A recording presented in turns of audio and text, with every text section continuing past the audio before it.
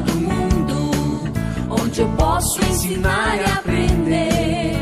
A palavra da sabedoria é a nossa EBD. Deus é o nosso diretor, o Espírito Santo nosso professor.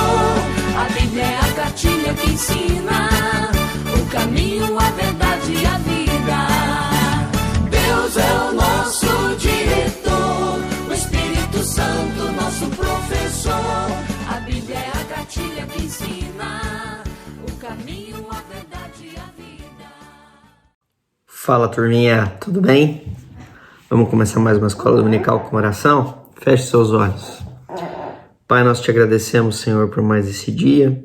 Pedimos a tua unção, o teu Santo Espírito, para que toque o meu coração nesta aula como professor e os alunos que estão aqui assistindo, os adolescentes, para que hoje a gente vai estudar possa realmente impactar o coração de cada um, Senhor. É isso que nós te pedimos, no nome de Jesus. Amém. Bem, turma, a aula de hoje nós vamos falar, nós estamos aqui na nossa revistinha, né? Território Time, o Alerta Total, uma viagem na história da redenção. E para a gente falar um pouquinho, nós estamos pegando a mensagem dos profetas, certo? Então, se você pegar aqui o índice da sua revistinha, nós estamos já passando aqui já passou por Joel, Amós, e hoje nós vamos falar sobre Oséias, ok? Então, para a gente falar desses profetas, é importante que vocês lembrem-se que quando Israel, o povo lá de Israel, eles eram um reino só, um reino unido. Começou primeiro com o rei, né, Saul, depois Davi, depois Salomão.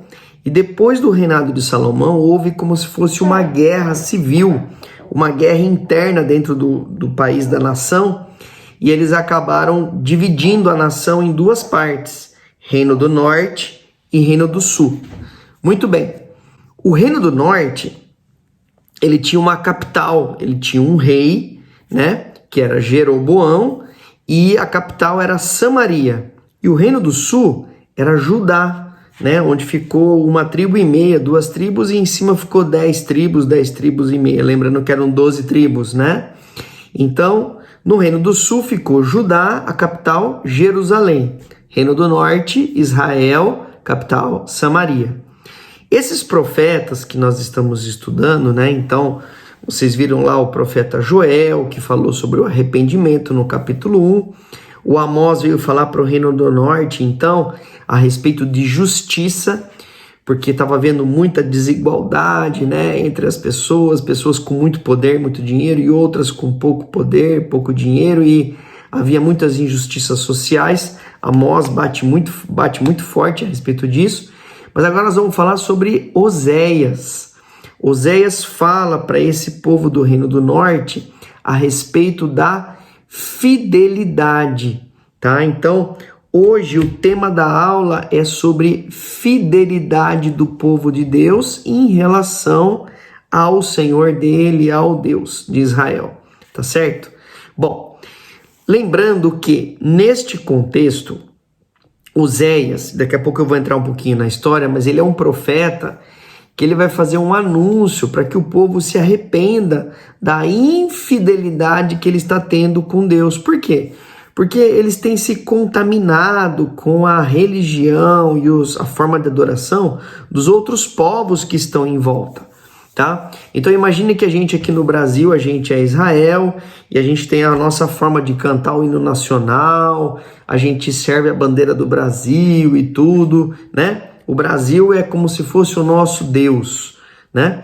E de repente a gente se divide, o pessoal que fica lá do Rio Grande do Sul, fica o Reino do Sul, e a gente aqui para cima, do Sudeste, o Nordeste, todo mundo, a gente é o Reino do Norte. E aí, ao invés da gente continuar cantando o hino nacional, de vez em quando a gente canta o hino da Argentina, de vez em quando a gente canta o hino da Venezuela, a gente presta adoração para a bandeira da Colômbia. Percebe que coisa esquisita? Não é como se fosse uma traição à nossa pátria? Eu estou fazendo essa comparação para você entender o que aconteceu com o Reino do Norte. O Reino do Norte, ele tinha como Deus, o Deus de Israel como um todo. Mas quando se dividiu os reinos, o Jeroboão ficou com medo que aquele pessoal fosse adorar uma vez por ano lá em Jerusalém. Lembra que eram as festas da Páscoa, das cabanas, enfim, tinha algumas festas do povo judeu que eles desciam para adorar em Jerusalém. Jeroboão ficou meio preocupado e ele criou duas cidades, uma cidade de Dan e a outra de Betel, tá? E essa cidade de Betel era a principal delas, onde eles criaram um templo e colocaram um bezerro de ouro dentro, para eles começarem a adorar. Então, houve uma contaminação com outras culturas dos outros povos nessa forma de adoração. E com isso, essa infidelidade do povo acabou trazendo um castigo, uma consequência dessas atitudes. E vocês vão ver depois na história da Bíblia que esse povoado ali em cima, que é da Síria, que na época era a Síria, tá? Então a Síria, nessa época, ela atacou o Reino do Norte e ela acabou causando o exílio desse povo e mandou cada um para um canto, dispersou, o Reino do Norte acabou. Então, veja, Oséias, assim como vários profetas que vieram nessa época, para o Reino do Norte vieram principalmente 3. Vieram Oséias, Amós e Jonas, tá? Mas hoje nós vamos falar de Oséias. Então ele veio falar uma palavra de arrependimento para esse povo, porque eles têm um pecado muito forte. Qual é esse pecado? Hoje nós vamos falar sobre o adultério espiritual, ou seja, eles trocaram Deus por outros deuses. Esse é o pecado deste povo. Bom, o livro de Oséias, ele é dividido em 14 capítulos. Se você pegar a sua Bíblia, eu aconselho que você pegue a sua Bíblia, dá uma olhadinha lá, você vai ver que o livro de Oséias tem 14 capítulos. O primeiro capítulo até o terceiro vai falar sobre o casamento de Oséias com uma prostituta. Então é isso mesmo, a história de Oséias é isso. Deus chega e fala assim para Oséias: Oséias, eu quero que você se case com uma prostituta que se chama Gomer. Isso mesmo. Ele pede para que Oséias se case com uma prostituta. E Oséias é um profeta. Então veja, e ele está pedindo isso para que Oséias, de certa forma, ele faça como se fosse, mas não é verdadeira a história, mas é como se fosse um teatro do que aconteceu de Oséias com essa prostituta e Deus e o povo de Israel. Israel está simbolizando essa prostituta, essa mulher que, apesar de estar casada com Oséias, ela volta a se relacionar com outros homens, ela trai Oséias. Então veja, ela comete o adultério. E então vocês vão perceber que no capítulo 4 ao 13, Deus trabalha aqui, Oséias trabalha aqui no livro, mostrando que, na verdade, esta prostituta representa quem? Representa Israel, que adulterou contra Deus. Por quê? Porque ela trocou Deus pelos outros deuses dos outros povos, que é chamado de Baalins, tá?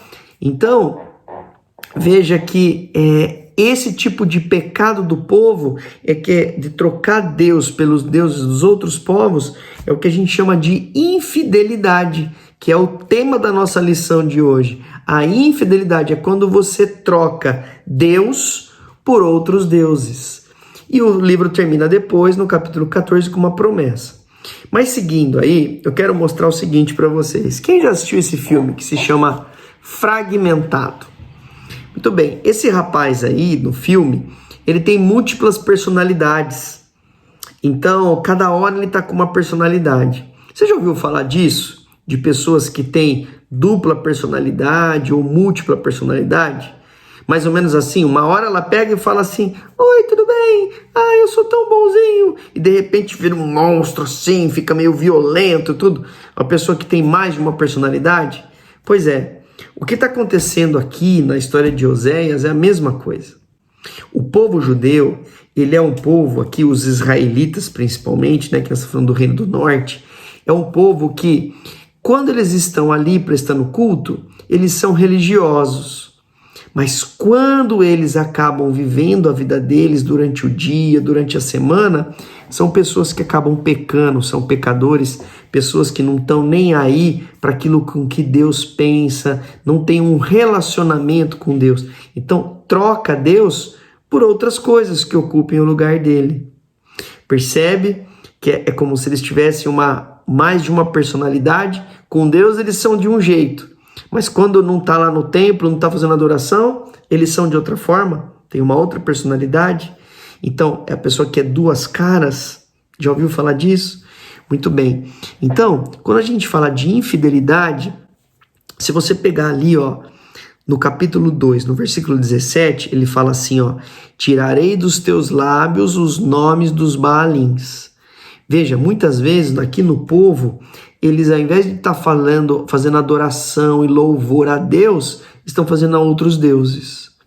Você, na sua vida, você também tem nos seus lábios músicas de louvores, palavras de oração, ou às vezes você tem um vocabulário que não é adequado. Você às vezes fala palavrão, ou você às vezes traz uma palavra de malcriação com seus pais, de ofensa, de trollagem, né? De trollagem, tirar sarro. Será que essas palavras são as palavras que deveriam estar na tua boca? Então veja, o adultério espiritual é isso que está acontecendo aqui e que também acontece na vida da gente. O livro de Oséias ele vai falar muito sobre isso.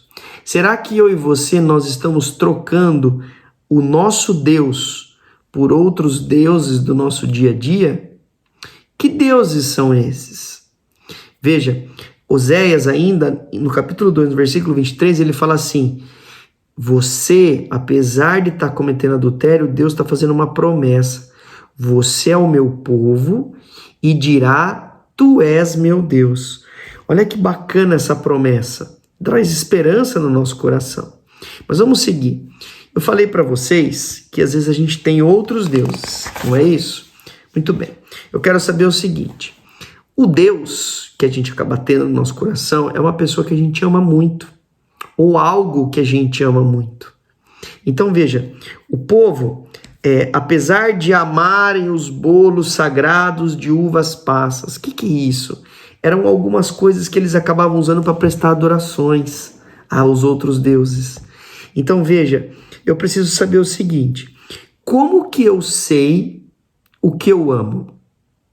Você já parou para perguntar nisso? Como que você sabe o que você ama? Como descobrir isso?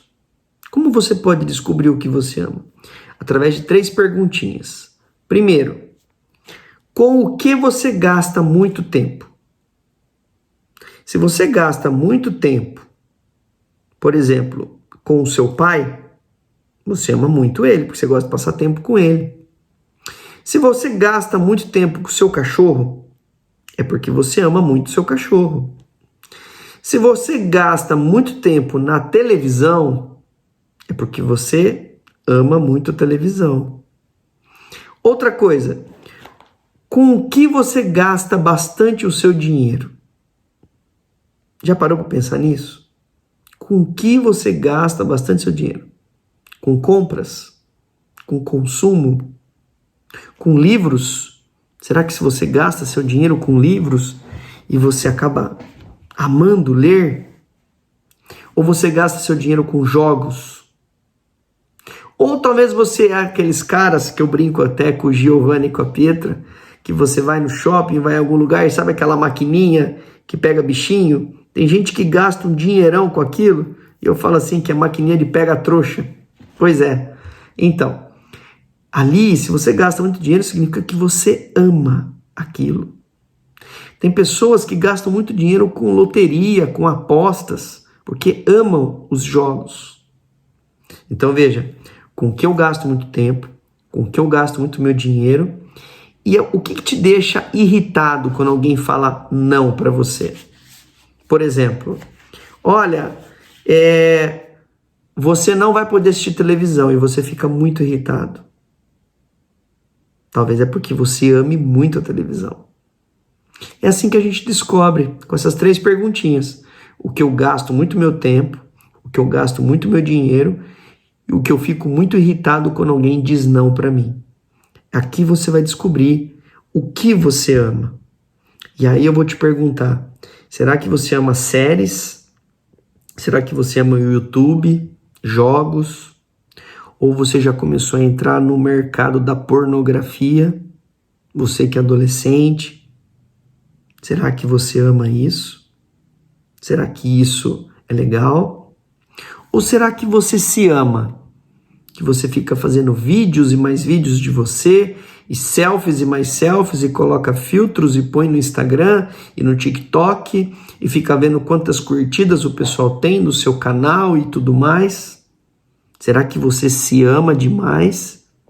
Você é narcisista? A pessoa que fica se amando, que fica se adorando e se idolatrando?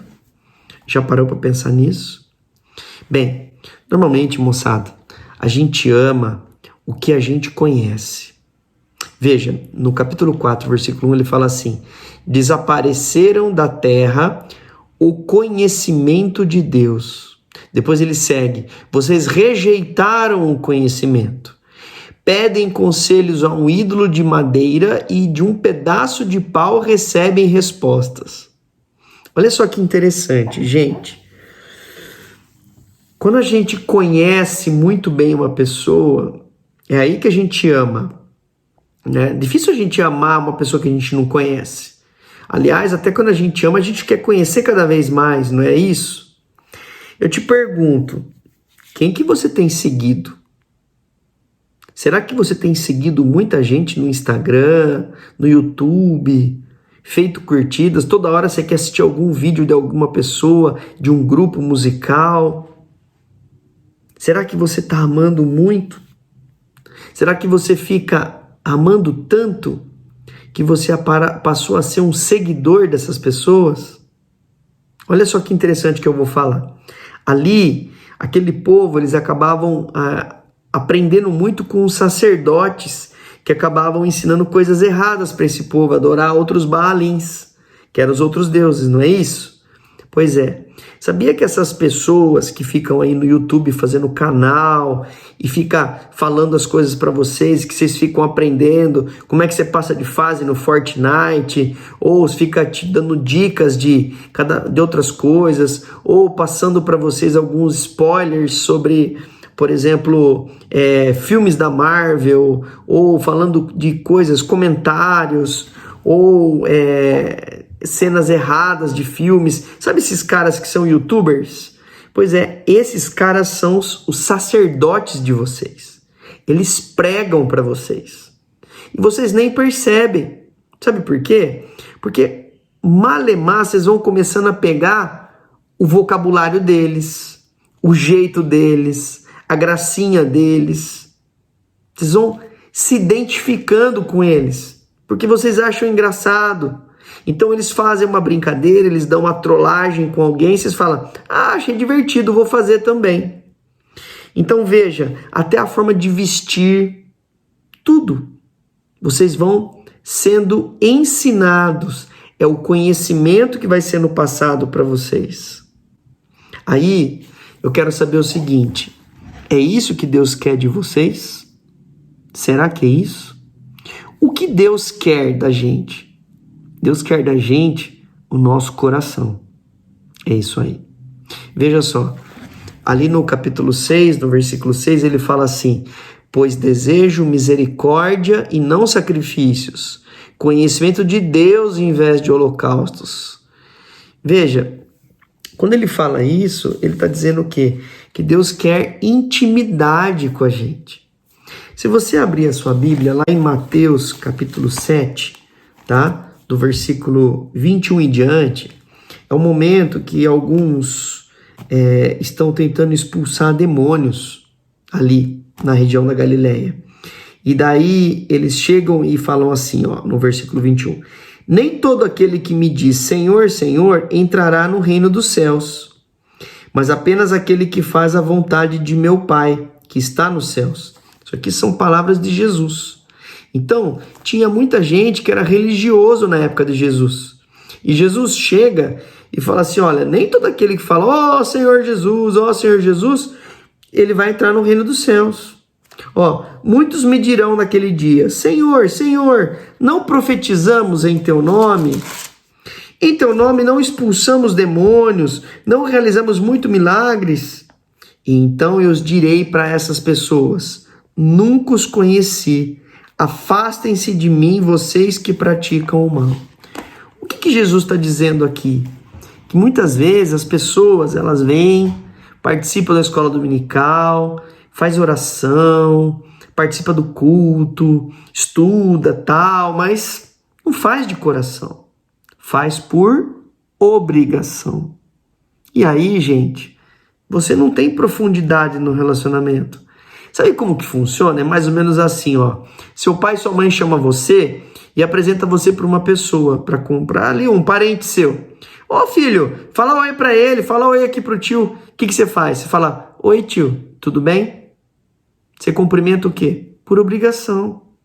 Mas se você não vai lá e fala, oi tio, tudo bom? Onde você mora? Oh, não sei o que, você não tem interesse de conhecer. Será que assim é o seu relacionamento com Deus? Sabe, moçada, olha só o que está escrito ali, ó. Seu cabelo vai ficando grisalho, mas ele nem repara nisso. Deixa eu falar uma coisa para vocês. Vocês já perceberam que vocês estão na UPA? Que vocês são adolescentes? Que vocês não são mais crianças? Vocês percebem que agora não é mais o pai e a mãe de vocês que fica tomando decisão por vocês? Mas vocês já começaram a ter capacidade de tomar decisões?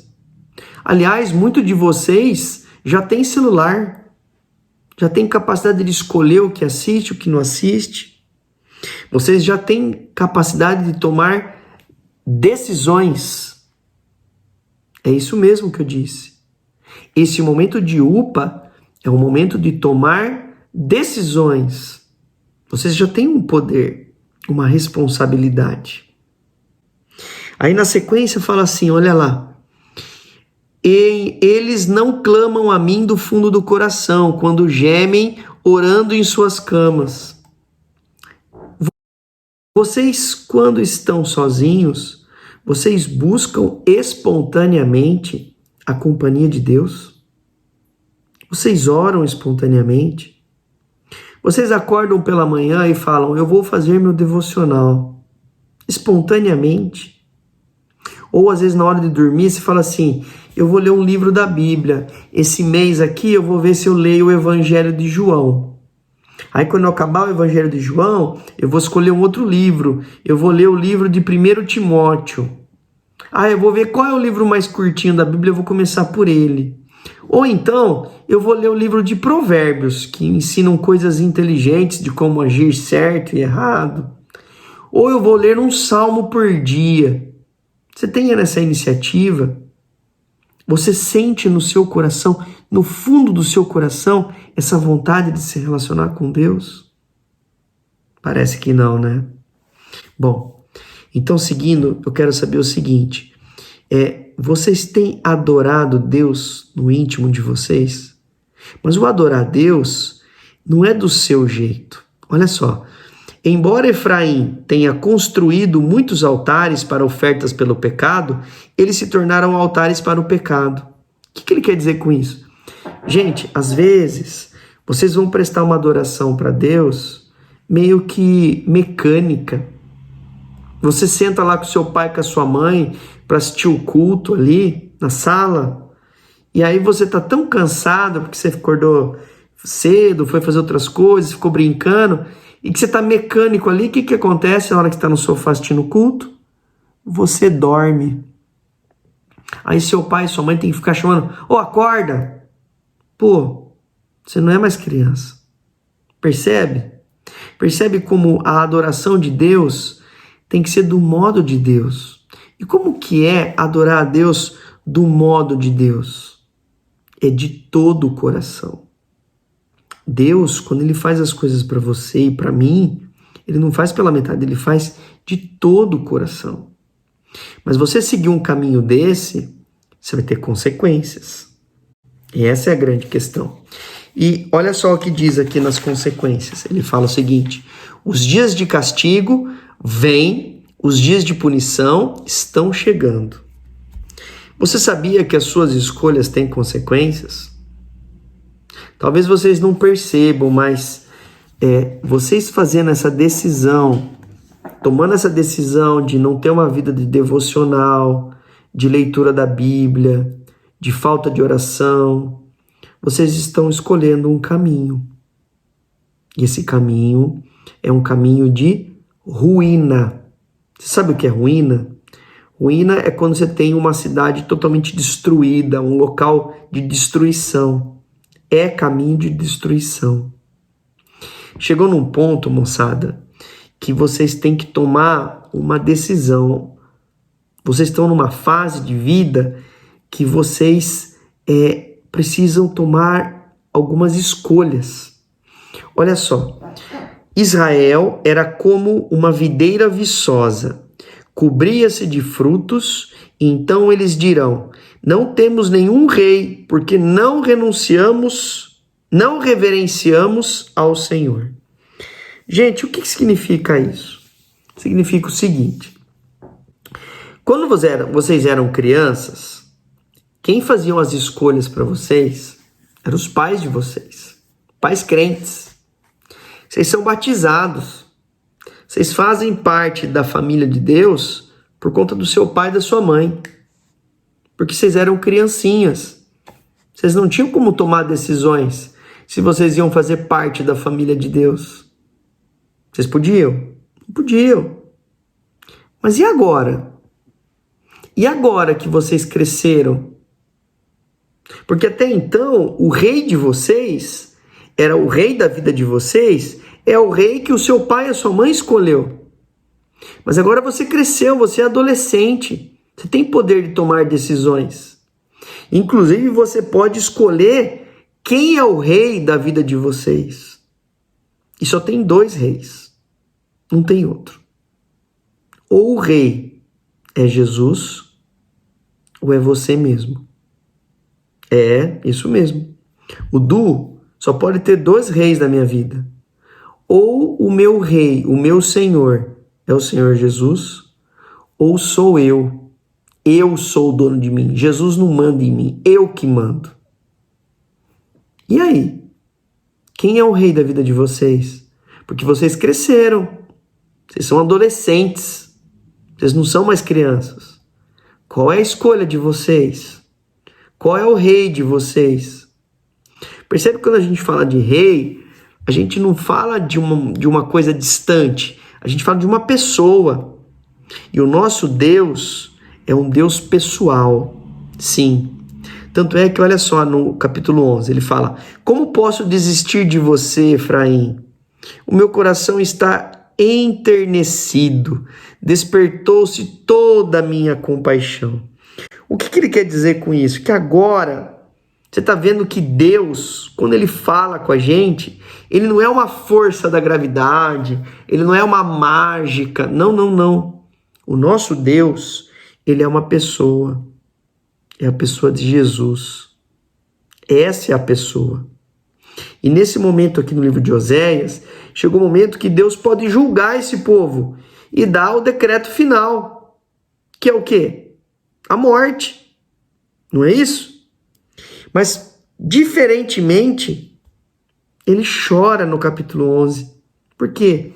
Porque ele fica com o coração terno, ele fica com o coração totalmente cheio de compaixão, de amor. Ele troca a lei pelo amor.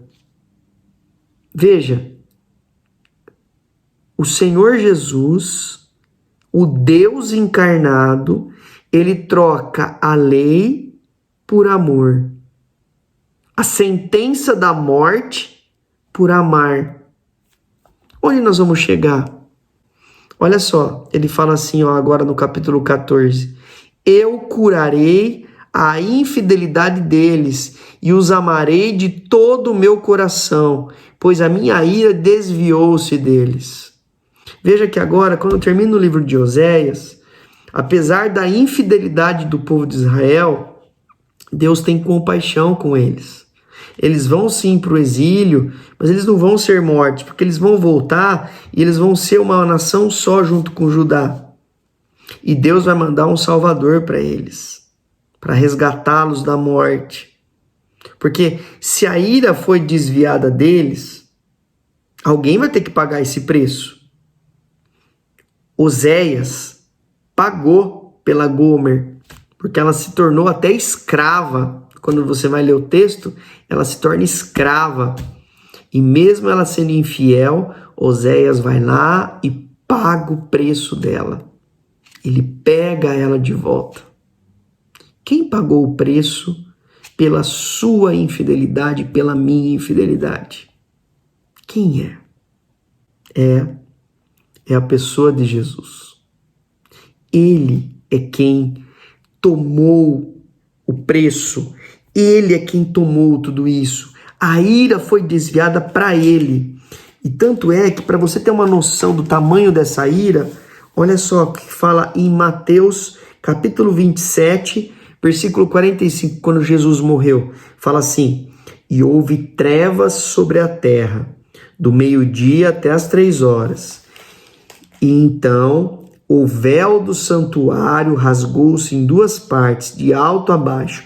A terra tremeu, as rochas partiram, os sepulcros se abriram. E os corpos de muitos santos que tinham morrido ressuscitaram. Olha o tamanho do que aconteceu. Quando Jesus morre, a terra vira uma treva só. A ira toda de Deus caiu sobre ele. Então, eu quero que vocês se lembrem que Jesus levou a ira de vocês e minha sobre ele. É legal que João 13:1, quando Jesus vai preparar a ceia e vai lavar o pé dos discípulos, a Bíblia fala que ele os amou até o fim. É até esse momento. Jesus nos amou. Ele deu a vida dele por nós. E ele fez isso por obrigação? Não. Ele fez isso por amor. A pergunta que eu digo para vocês: vocês conhecem esse Jesus? Em João capítulo 8, versículo 19, está tendo uma discussão ali entre os fariseus e Jesus. E eles começam a perguntar, para Jesus: onde está seu pai? Porque Jesus começa a falar do pai dele. E Jesus responde: vocês não conhecem nem a mim e nem ao meu pai. Perceba que para amar Jesus, você precisa conhecer ele. Você conhece Jesus? Você está se relacionando com Jesus? Qual é o grau de relacionamento seu com Jesus? Pergunto isso para você. Você namora com Jesus? Está de rolo com ele? Ou você já traiu ele? Ou você já se separou e cometeu divórcio com Jesus? Ou você está já com anel? Está noivo dele? Eu que pergunto isso para você. Você já está noivo de Jesus? Como é que você pode declarar o seu noivado com Jesus e o seu casamento com ele? Você sabe? Eu vou falar para você, porque eu falei aqui na aula que vocês estão agora no momento de tomar decisões. E a decisão que vocês têm agora é a decisão de declarar para todo mundo que vocês creem em Jesus como o seu Salvador. Isso se chama professar a fé, fazer a sua pública profissão de fé. Deixa eu falar uma coisa para vocês. O processo de conversão, ele não é simplesmente a profissão de fé e acabou. Não é assim que funciona. Você acha que o tio Du aqui, ele se converteu a Jesus fazendo a profissão de fé e já ficou pronto? Não. Mas ele começa ali. Isso mesmo. Você quer conhecer Jesus? Você quer se relacionar com ele? Tome a decisão. Qual decisão? Essa daqui, ó. Se case com ele. Deixa ele ser seu noivo. Isso. Deixa ele colocar o anel no teu dedo e faça sua pública profissão de fé. Diga para ele: Senhor, eu te aceito como meu legítimo esposo e eu não vou ser infiel a você. Eu aceito o Senhor como o rei da minha vida. Um dia eu tomei essa decisão e a cada dia eu me coloco mais diante dele. A gente aprende cada vez mais. Esse é o desejo meu do meu coração. Que nessa aula você descubra que a história de Oséias é uma história onde Deus faz um apelo para você. Um apelo a um compromisso de fidelidade com ele. Deus não quer sua religião. Deus não quer os seus sacrifícios, as suas orações. Não. Deus quer o seu coração. Você está pronto para dar o coração seu para ele? Então, ore comigo. Ore comigo. Feche os seus olhos. Senhor, eu te agradeço por mais essa aula de escola dominical. E eu peço, Senhor, que cada adolescente que está assistindo a aula, que sinta no seu coração o desejo de se casar com Jesus. Que Jesus seja realmente o noivo, o dono da vida de cada um deles. E cada um deles que ainda não declarou a sua pública profissão de fé, possa se colocar diante da igreja e declarar que Jesus é o dono da vida de cada um deles. É isso que eu te peço, Senhor, no nome santo de Jesus. Amém. Moçadinha, um beijo, Deus abençoe. Até a próxima.